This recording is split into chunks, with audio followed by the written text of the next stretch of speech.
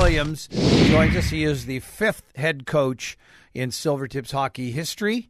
We had him on the show when he was initially hired and came to town, and now he's settled in, and now we ask him all the tough questions. The honeymoon period is over. Dennis, how are you?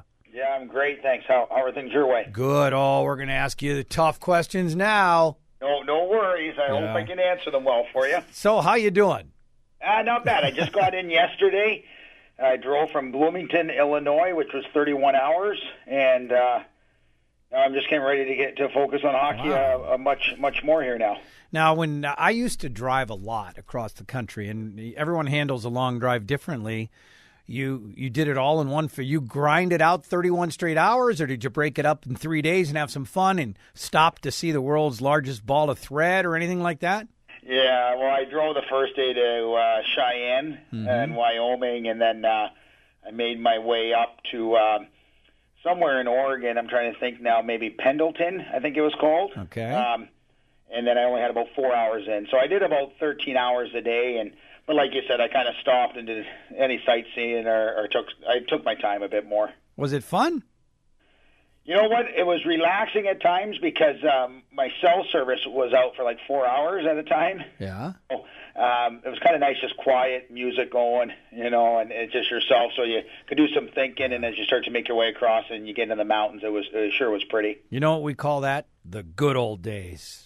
Yeah, well, it felt weird, right? Yeah. Without getting a text message or a phone call or a beep, and you kept looking at your phone. But it was nice. It was the weather was great. I didn't hit any rain along the way, and it was just smooth driving. Now with cell phones, if you go off the grid for 4 hours, they think you're dead or kidnapped or something. I'm sure. It was funny. Even today, my wife texted me. I was out looking at our home in Lake Stevens, and I said I just left the house and then my phone died. And I was at lunch, and I come back, and she was worried because she called 2 or 3 times and left multiple text messages, and that was probably for 2 hours. Yeah. So, but no, that's the way it goes. I'm excited to be out here, and it's nice to be getting all situated in preparation for camp. All right. Well, it's all right. That was my next question: preparation for camp. So, what is next right now? Is again getting acclimated, and now you're fully deep and invested in the 2017-2018 hockey season. So, what's next?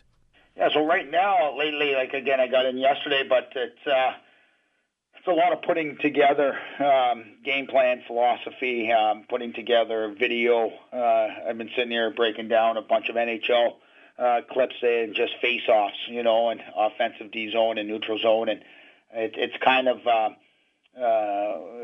when Mitch is gone right now and he gets back on Sunday, but we sat down, we've kind of gone over the schedule already, kind of what we want to see throughout preseason in terms of workouts and skill sessions and the games and whatnot. So it's a lot of housekeeping just because I've only been here not even 24 hours, but it's.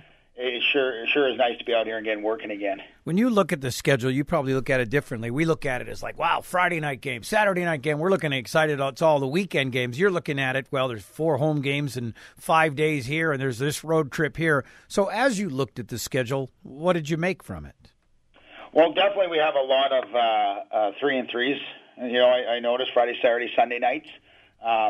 The one we make the trip out to Alberta and BC there, which is a 14, 15-day trip, which coming from the USHL, that's new to manage. So I did leave a lot of that to Mitch and to James Stuckey, our equipment manager, on putting together the preparations for that team travel, and because they've done it plenty of times. So the schedule itself, though, with the 3-3s, it does leave us open a lot of the weekday to work on things. I don't ever think anyone looks at a schedule and probably as a coach just loves it. You can always find something there where you're kind of in a tweener from traveling late night and getting in at a certain time, or do you stay the night or whatnot. But it's definitely going to be a challenge. I think the league itself speaks volumes of how strong it is, but having the 3s will allow us to just focus on what we need to be better for each weekend. When you go into a new situation like this, you're familiar with the folks you're working for, but we all have a boss. When I sit down with my boss and he says, you know what, your rating's at 0.0 or not cutting it, we got to do something and make them get better. What's the criteria for you right now? Is it, it isn't necessarily wins and losses, or is it? Well, I think anytime we as coaches, we definitely put that on us, and I do believe there's a pure balance of player development, and getting players better throughout the year. And sometimes when you focus on that a lot, it takes a little time for the winning. But we're definitely in a situation where we as coaches want to come in here and win as many games as possible, and more importantly, do our best to get to the finals and win a championship. So I think a lot of the pressures, or if you want to say, is there's always outside pressure, but I think we as coaches, again, internally put a lot on ourselves, and I think that's what kind of keeps us going and what keeps us ticking. So in terms of sitting down with Gary and Mitch and myself is right now is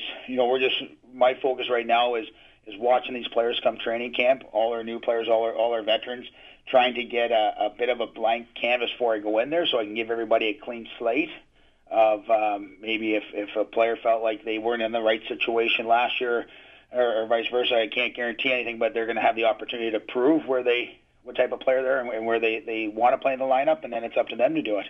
Everett Silvertips Hockey just around the corner. Dennis Williams with us, just taking over now as the new head coach. So do you have any sense or inclination? I mean, again, in any sport, you're judged on wins and losses. This is a team that won a division last year, but it was considered a bit of a surprise and may not be a juggernaut talented team, or is it? Do you have a sense of where you fit in with the rivals, Seattle and Portland and Tri-Cities and Spokane?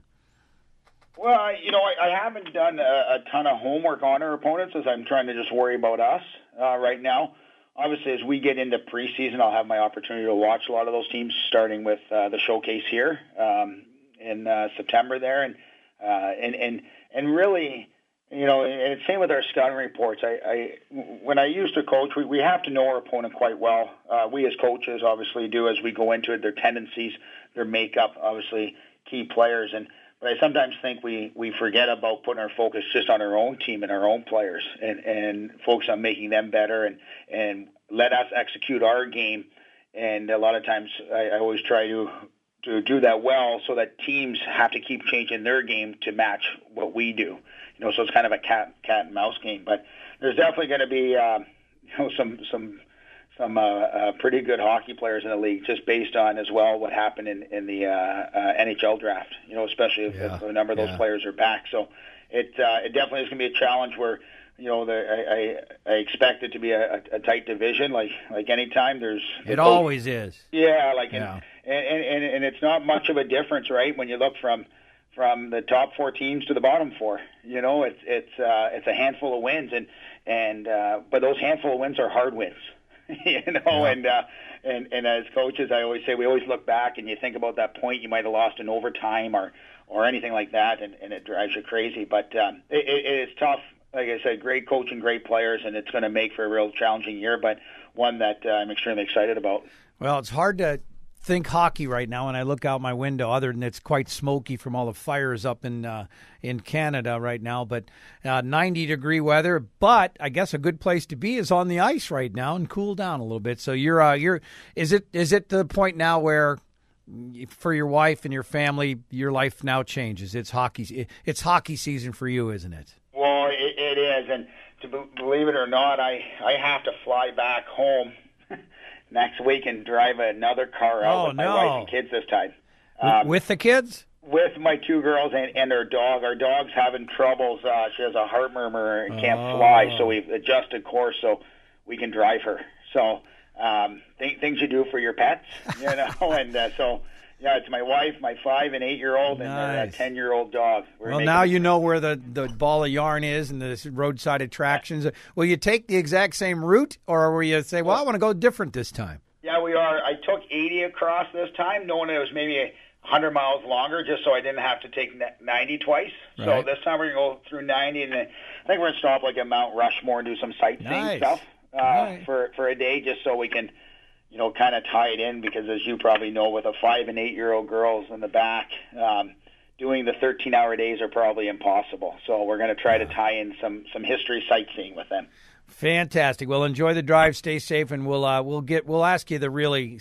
I am still saving the difficult questions. We didn't unleash those on you today. Well, I surely appreciate that. Fantastic. Well, have safe drive, and we'll get closer to the start of hockey, and we'll start talking about some real hockey stuff. Coach, take care and safe travels. Yeah, likewise. Thank you. Now you got it. There he is. It doesn't sound like he has any time to play golf. I know he loves his golf. He's a good golfer. Yeah.